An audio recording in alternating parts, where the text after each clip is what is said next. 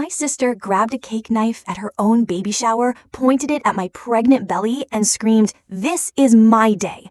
When I told her to calm down, she snarled, "You stole my life and my baby's." I just stared at her. That was 9 months ago. Last week, police found a fully furnished nursery in a storage unit with my twins' names painted on the walls. I was walking across the stage at Buffalo University, ready to collect my degree, when I heard my sister scream at the top of her lungs. Melissa had collapsed to the floor and was hyperventilating. The entire ceremony shut down. Paramedics rushed in. You see, she'd always been an attention-seeking hoe. During my first piano recital at 12, she fainted in the front row. Prom night, when I was crowned queen, fake heart attack scare. Every single monumental event, she made it about her. It wasn't until 3 years later, when I got the invite to her baby shower, that I finally saw an opportunity to bite back. My husband was beside me when I opened it. I immediately started rubbing up against him. I whispered, "We're trying for a baby." He said, "Really? I thought we were waiting." I said, "We're trying now." The math was specific. I had maybe 3 cycles to get pregnant for the timing to work. Her party was in 3 months. I had to act fast. First test, negative. I stared at that single line. Second month, negative again. Then, lying in a dark room with gel on my belly, the ultrasound tech went quiet. She moved the wand around. "Congratulations, it's twins." I laughed.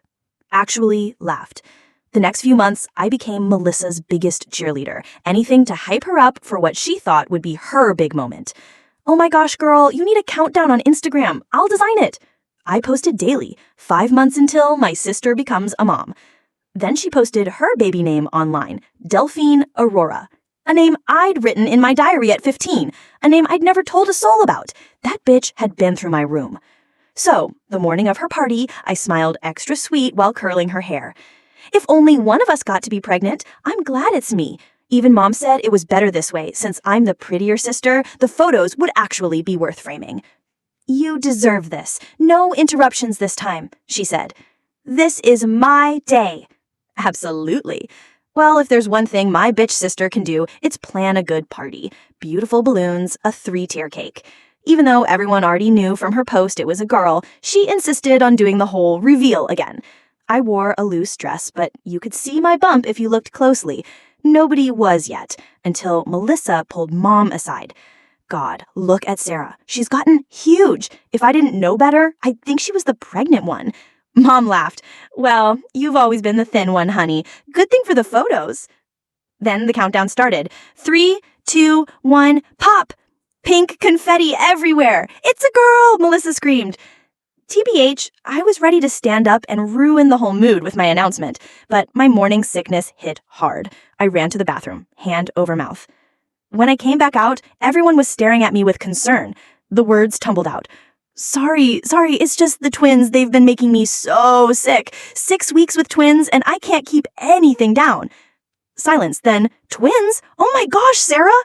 The crowd shifted away from Melissa toward me. Hands reached for my belly. Questions flew. "When did you find out? Do twins run in your family? Are they identical?" Melissa's face went from pink to red to purple. Her chest started heaving. I can't breathe," she gasped. "Someone help." But everyone was around me. Even her own husband was asking about twin strollers. "Hello, I'm having a panic attack. This is my party." Mom glanced over annoyed. "Melissa, honey, not now. Sarah's having twins. At her first pregnancy." That's when Melissa lost it. She grabbed the cake knife, and for a second I thought this is how I die. Death by baby shower. "This is my day," she screamed, mascara running. "Mine! I've been trying for 3 years."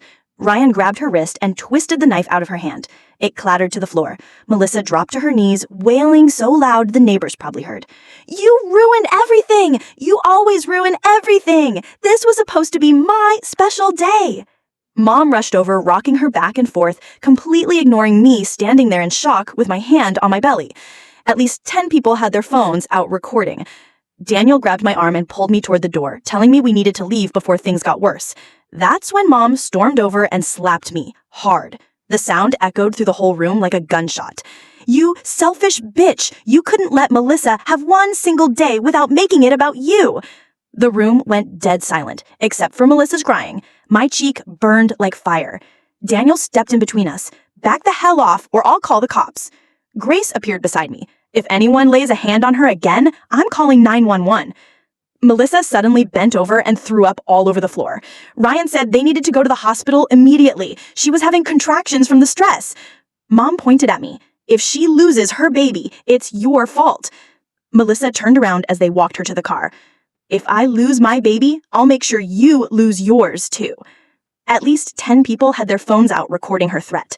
Daniel grabbed my hand. "We're filing a police report now," and rubbed his face with both hands. Carol had been staying at their house since the baby shower and was driving Ryan absolutely crazy with her constant rants about me. Nathan said Ryan was thinking about filing for divorce because Melissa's obsession with destroying me was making her sick during her pregnancy. The stress was affecting their baby, and Ryan couldn't take it anymore. 3 days later, I went in for my 20-week anatomy scan at the hospital. The ultrasound tech moved the wand around my belly for what felt like forever without saying anything. Dr. Torres came in and took over, measuring each twin over and over again. One twin was smaller than the other and needed closer monitoring every week from now on. The stress was literally affecting my baby's growth, and I couldn't stop the tears from coming. Daniel held me while I sobbed in that cold, dark room with gel still on my belly. That night, Grace called me in a panic while I was lying in bed. Someone had posted my medical information all over a local mom Facebook group. My doctor's name, the address of the clinic, even my appointment times for the next month. The post had screenshots of my medical chart showing I was having twins and my due date. Only someone with access to the hospital system could have gotten those records. Daniel immediately called hospital security while I called our lawyer on speakerphone. The lawyer said this was a serious federal crime and we needed to document everything right away. Emma called me the next morning with shocking news she discovered through her contacts at the medical center. Nathan's wife, Linda, worked in the billing department and had been accessing my records illegally for weeks. The hospital's IT department found her login accessing my files 17 times in the past month. Linda was escorted out by security that same afternoon and faced immediate termination. The hospital administrator called to apologize and said they were cooperating fully with the criminal investigation.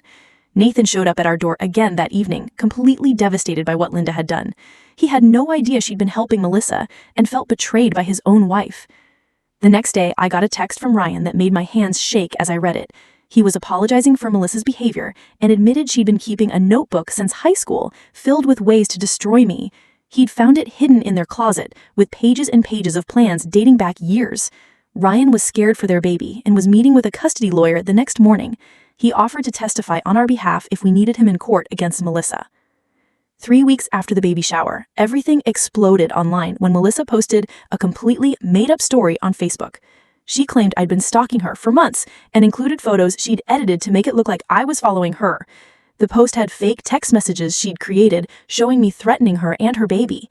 Within hours, the post had been shared hundreds of times in Buffalo mom groups. Strangers started sending me death threats through Facebook and Instagram. Someone posted our home address in the comments, saying I deserved whatever happened to me. Daniel contacted the FBI that afternoon about the cyberstalking and death threats. They took it seriously and said they'd open an investigation into the harassment campaign. Meanwhile, my blood pressure kept climbing higher at every doctor visit. Dr. Torres put me on modified bed rest and said I couldn't leave the house except for medical appointments. The twin size difference was getting worse, and she was worried about early delivery. Being trapped at home while Melissa spread lies about me online felt like being in prison. I kept wondering how Linda got involved in all this. Did Melissa convince her to help? Or was it Nathan's mom, Carol, who pulled her in? The way the hospital caught her accessing those files 17 times makes me think about what exactly I watched from bed as the hate comments poured in on every social media platform. Grace started taking screenshots of everything for a defamation lawsuit she was helping us file. She documented every lie, every threat, every piece of harassment for our legal team. Daniel took time off work to stay home and take care of me full time. He brought me breakfast in bed every morning and sat next to me reading to the twins. He'd put his hands on my belly and tell them how much we loved them already. His voice was the only thing keeping me sane while our world fell apart around us. 2 days later, the police showed up at our door with news about Linda. She was being arrested for the HIPAA violations and faced up to 10 years in federal prison. The investigation revealed she'd been feeding Melissa information about my pregnancy for months. She'd sent copies of my ultrasounds, my blood work results, even my weight at each appointment. Nathan filed for divorce that same day, disgusted by what Linda had done to our family. The family was completely broken apart, with everyone taking sides and pointing fingers. A month after the baby shower, I was sitting by my bedroom window when I saw a process server walking up to our door.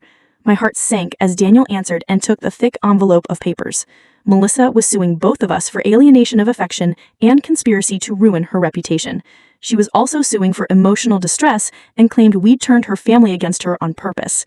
The lawsuit demanded $500,000 in damages plus legal fees. We were already spending thousands on our lawyer for the restraining order in criminal cases. Now we needed a civil attorney too, and the bills were piling up faster than we could pay them. Emma called me that night and told me to come to her office first thing in the morning. I sat across from her desk while she spread out papers and started making lists. She filed 3 separate lawsuits against Melissa for defamation, emotional distress, and harassment. She pressed criminal charges against Carol for the assault at the baby shower. She warned me this could take months or even years to resolve, but we had to fight back. 2 weeks later, I woke up at 3 a.m. with sharp pains shooting through my belly. Daniel drove me to the hospital while I gripped the door handle and tried to breathe through the contractions. The nurse hooked me up to monitors and called Dr. Torres, who rushed in, still wearing his pajama pants under his white coat. He gave me shots to stop the labor and explained the twins wouldn't survive if they came now at 24 weeks. I stayed in the hospital for 3 days on bed rest while the contractions slowly stopped.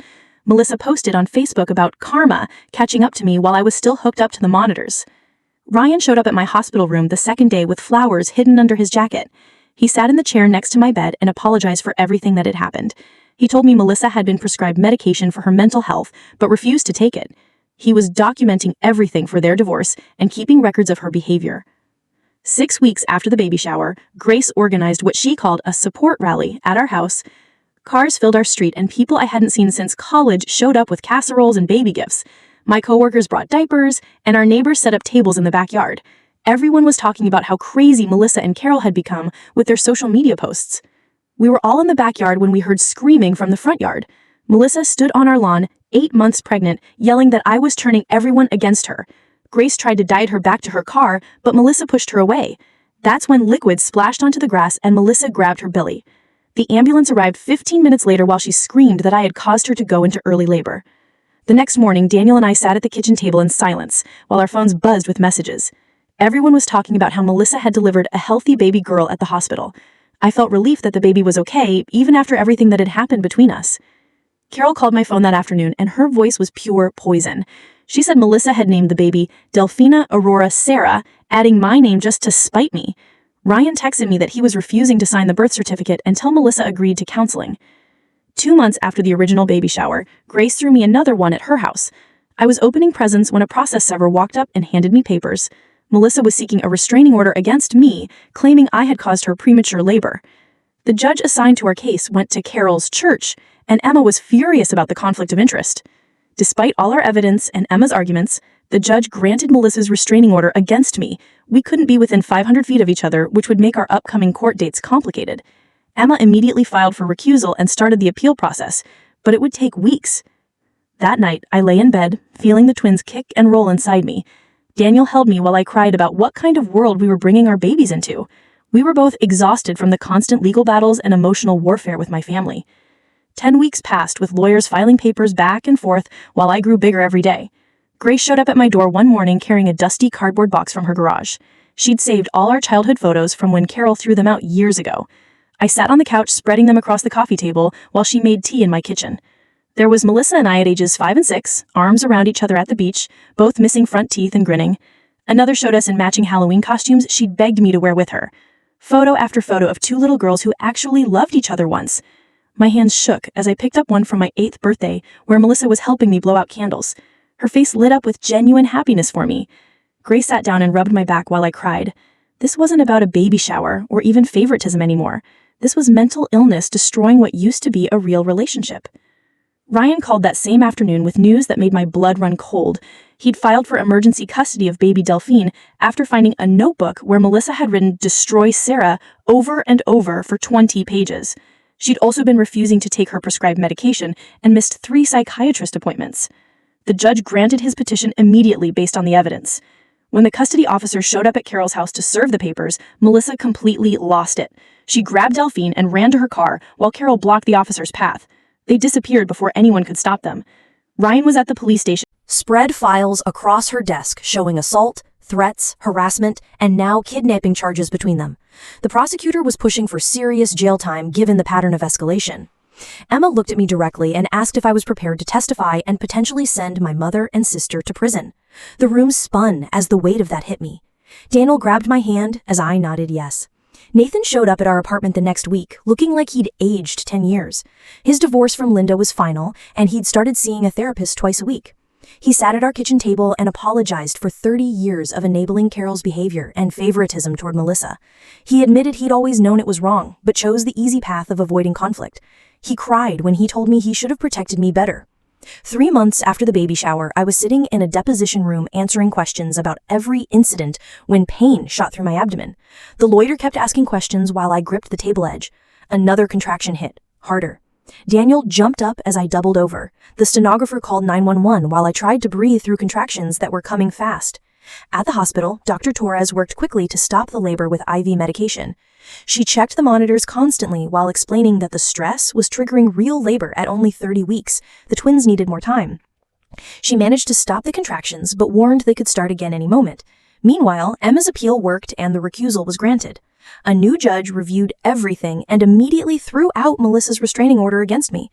He issued bench warrants for both Melissa and Carol for violating the original protection order. Justice finally seemed possible after months of their games, but Dr. Torres insisted on complete hospital bed rest for the rest of my pregnancy. I spent my days in that sterile room watching the twins' heartbeats on monitors. Through a fake Instagram account, I watched Melissa post about being a victim of persecution and how the system was against her. She seemed completely detached from reality, living in some fantasy where she'd done nothing wrong. Did Melissa really write "Destroy Sarah" over and over for 20 whole pages? That's such a strange thing to do. I wondered if she was trying to work through her feelings or if something deeper was happening in her mind when she wrote it. Daniel brought news that made everything more complicated. His company was transferring him to Seattle with a big promotion and full relocation assistance. After everything that had happened, they wanted him in a different office. He held my hand as we talked about leaving Buffalo behind and starting fresh 3,000 miles from my family. Part of me felt a relief at the thought of escape, but another part felt sad about running away.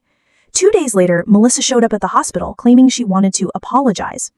Security stopped her at the elevator, but she managed to scream loud enough for the whole floor to hear that she hoped my babies would die, just like our relationship had. 3 nurses witnessed it, and security had to physically remove her. Emma added witness intimidation to the growing list of charges when she heard about it. Ryan showed up at my hospital window 14 weeks after that crazy baby shower, with his daughter wrapped in a pink blanket. Baby Deline was so tiny and perfect, with little fingers that grabbed at the air while she slept. He held her up to the glass so I could see her face better and mouthed that he'd filed for divorce. The papers were already signed and he was moving to his mom's place in Rochester to raise her away from all this mess. I pressed my hand against the window and watched them leave, this innocent baby who had no idea what her mom had done. Emma called the next morning to tell me the district attorney was taking over our case completely. They were combining everything into one big criminal case against both Melissa and my mom for the kidnapping thing alone. We weren't just dealing with a lawsuit anymore, but actual felony charges that could mean real prison time. The arraignment was set for Tuesday morning, and I watched the news coverage from my hospital bed. Mom stood there in an orange jumpsuit next to Melissa while the judge read the charges. Then Mom grabbed her chest and collapsed right there in the courtroom. The bailiffs rushed over and started CPR while Melissa screamed at the cameras that I was killing our mother. They rushed Mom out on a stretcher, and the news said she'd had a massive heart attack. Despite everything she'd done to me, I felt this weird pain in my chest watching them work on her. Nathan showed up at my room an hour later, looking completely exhausted from running between floors. Mom was stable, but in critical condition 2 floors below me in the cardiac unit. He said she kept asking for me and claiming she'd had some kind of revelation about everything. Daniel shook my head and told Nathan there was no way I was going near her after what she'd pulled. But I kept thinking about her lying there 2 floors down, maybe dying, and something in me cracked. I told the nurse I wanted to see her, but only with security guards present. They wheeled me down in a wheelchair with 2 guards walking beside us. Mom looked so small in that hospital bed, with all the tubes and monitors beeping around her. Her face was gray, and she'd aged 10 years in the past few weeks. She reached for my hand with her shaky fingers and started crying. She said she'd been living through Melissa because she was jealous that I'd made something of myself without her help. The words didn't fix anything, but hearing her actually admit it was something I never thought would happen. 2 weeks later, I was back in my room at 32 weeks pregnant, watching the local news run our family story for the 100th time. The headline, "Buffalo Family Feud Turns Criminal," scrolled across the bottom while they showed photos from Melissa's Instagram. I rubbed my huge belly and realized my twins would someday Google their family and find all this crap online forever. The thought made me want to throw up more than the morning sickness ever had. That's when the news anchor mentioned something about leaked documents from Melissa's psychiatric evaluation. The report showed she'd been diagnosed with narcissistic personality disorder and postpartum psychosis. Her lawyer was already changing their whole defense to claim she was insane when everything happened. Ryan texted me that he was using the diagnosis to get full custody of Deline permanently. Grace showed up the next day with balloons and a small cake, saying she'd planned a do-over baby shower right there in my hospital room. Just our close friends came, maybe 10 people total, and we sat around eating cake and opening presents without any drama. Everyone talked about the nursery Daniel had set up in our new Seattle apartment and how perfect it would be for starting fresh. The twins' room was painted soft yellow with 2 cribs already assembled and waiting for us. Daniel never left my side through any of it, sleeping in that uncomfortable chair next to my bed every single night. I'd wake up at 3 a.m. to hear him whispering to my belly about all the parks in Seattle and the good schools near our apartment. He'd already researched everything from pediatricians to baby music classes and had this whole plan for our new life mapped out. His voice was the only thing keeping me sane while we waited for the legal stuff to wrap up. Then 2 weeks later, all hell broke loose again, when Melissa somehow escaped from her psychiatric hold. The news said she'd convinced an orderly she was having a medical emergency and slipped out during shift change. Security footage showed her stealing a kitchen knife from the hospital cafeteria before heading to the elevators. She made it to the maternity ward entrance, screaming my name and waving the knife around. 3 security guards tackled her before she could get past the locked doors, but not before she terrified a bunch of new moms and visitors. The whole floor went on lockdown for 2 hours while police arrested her. This time, the judge ordered her held without bail. The prosecutor called me 2 days later to say they were fast-tracking the trial because of all the knife stuff and my high-risk pregnancy. Emma, the assistant prosecutor, came to my hospital room with boxes of papers and a laptop to prep me for testifying. She showed me pictures of the evidence they had, including videos from the baby shower, witness statements from everyone at the party, and screenshots of Melissa's social media posts threatening me. The whole prep took 3 hours, with Emma asking me about every single time Melissa had ruined my big moments, going back to when we were kids. Ryan showed up that afternoon carrying Deline wrapped in a tiny pink dress with ducks on it. He sat in the chair next to my bed and shifted the baby to one arm while pulling out his phone to show me pictures of her nursery. After about 10 minutes of small talk, he asked if Daniel and I would be Deline's godparents if anything happened to him. He said he knew things were crazy, but he wanted his daughter to know her cousins when they were born and have family who actually cared about her. Daniel squeezed my hand and we both said yes, even though my chest felt tight thinking about how broken everything had become. 2 days later, Dr. Torres came in during her morning rounds and circled a date on the calendar hanging on my wall. She said 34 weeks was as far as she was comfortable letting me go with all the stress, and the twins were big enough to do fine. The C-section was set for next Thursday, which meant my babies would arrive right in the middle of Melissa's trial. I spent that whole night staring at that red circle on the calendar, feeling like the universe had some sick sense of timing. The morning of my testimony, Emma set up the video equipment in my hospital room while a nurse checked my blood pressure every 10 minutes. The judge's face appeared on the laptop screen first, then the jury box, and finally the defense table where Melissa sat in an orange jumpsuit, staring straight ahead. Emma had warned me not to look at her, but I couldn't help it and saw her lips moving like she was talking to herself. The prosecutor asked me to describe the baby shower incident, and I told them everything, from the cake knife to the vomiting to her screaming about it being her day. Then he asked about our childhood, and I listed every recital, graduation, birthday, and achievement she'd. Different occasions. Even Mom looked shocked when they showed close-ups of the pages on the courtroom screens. According to Emma's text, Ryan's voice cracked when he read an entry from right after my wedding, where Melissa wrote about wanting to burn my dress or put something in my food to make me sick. The prosecutor asked him about finding the notebook, and Ryan said he discovered it while packing up their apartment after her arrest. During his testimony about the baby shower itself, Melissa started screaming from her seat that the baby wasn't his and she'd prove it.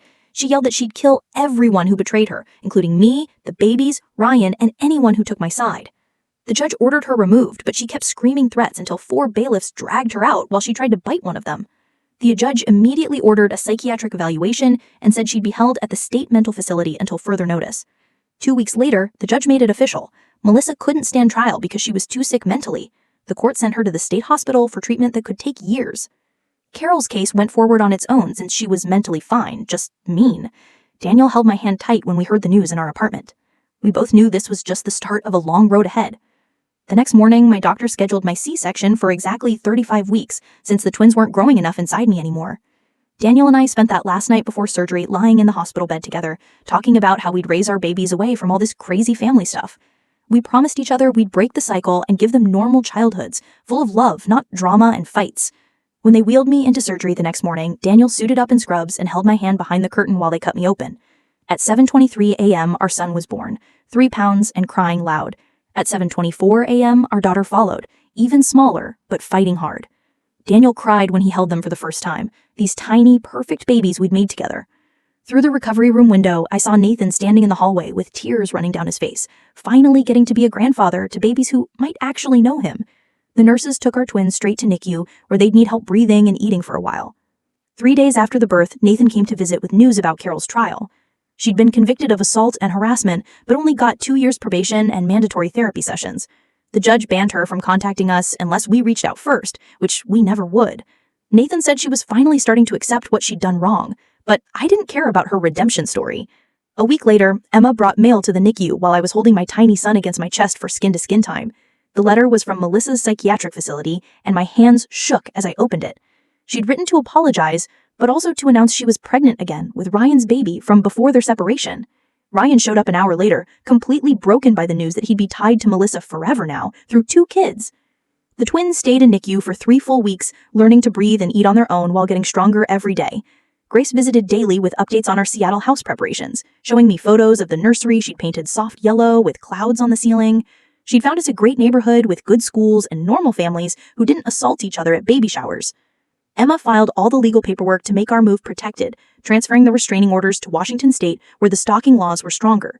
She made sure Melissa couldn't follow us or send people after us once we left Buffalo. On the twins' second week in NICU, Ryan brought Delphi to meet her new cousins through the glass window. He held his daughter up so she could see the tiny babies in their incubators, and she pressed her little hands against the glass, saying, "Babies," over and over. Watching Ryan gently explain to Delphi that these were her cousins made me see what kind of father he could have been in a different life without Melissa's poison. He promised me he'd keep Melissa away from us, that he'd handle her visits with Delphi so we'd never have to see her again. 2 days before the twins were supposed to be discharged, Melissa's psychiatric team called with urgent news. She'd become completely fixated on my twins during her treatment sessions, telling everyone they were actually her babies that I'd stolen. The delusions were getting worse despite the medication, and she'd tried to escape to come find us. The psychiatrist strongly recommended we leave Buffalo immediately once the babies could travel. At exactly 3 weeks old, the twins finally hit their weight goals and could maintain their body temperature without the incubators.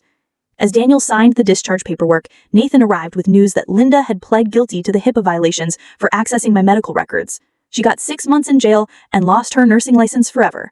Another domino falling in the chain of consequences from that baby shower. Our last night in Buffalo came 3 days later, and Grace had somehow pulled together a goodbye dinner at her place with the few family members still talking to us. Nathan handed us a thick photo album filled with pictures from before everything went crazy, back when we were all just kids playing in the backyard without knowing what was coming. He promised to visit Seattle once we got settled. The twins slept through most of the dinner in their car seats while people took turns holding them and crying. Grace made my favorite lasagna and kept refilling everyone's wine glasses, even though nobody was really drinking. The next morning at Buffalo Airport, I was pushing the double stroller through security when I saw her. Melissa stood near gate 12 with some kind of medical aide beside her, wearing sweatpants and a hoodie I'd never seen before. Her face looked puffy from medication, and her hands shook as she held a coffee cup. She saw us at the exact same moment I saw her. Her whole face just crumpled like paper, and she mouthed something that looked like, "I'm sorry," before the aide turned her around and led her away toward a different gate. That was the last time I ever saw my sister. On the plane, I nursed both twins while Daniel scrolled through Seattle neighborhood listings on his phone. An older woman across the aisle kept smiling at us and finally leaned over to say we had beautiful babies and what a lovely family we made. She had no idea we were basically refugees fleeing our hometown. When we landed in Seattle, my phone exploded with messages from Emma. Melissa had been committed involuntarily for at least 6 months after she'd threatened to find us and take what she called her babies. Ryan was filing for permanent custody of both kids since she'd been declared unfit. The legal battles would keep going without us there. Our new house in Seattle was perfect with its big windows and quiet street, but I couldn't relax. Every doorbell made me jump. I checked the locks 3 times before bed and studied every face at the park like they might be someone Melissa sent. Daniel found us a family therapist who specialized in trauma and made our first appointment for the following week. Nathan called 2 weeks later with updates about Mom. She'd started therapy and was finally accepting how she had enabled Melissa's behavior for years.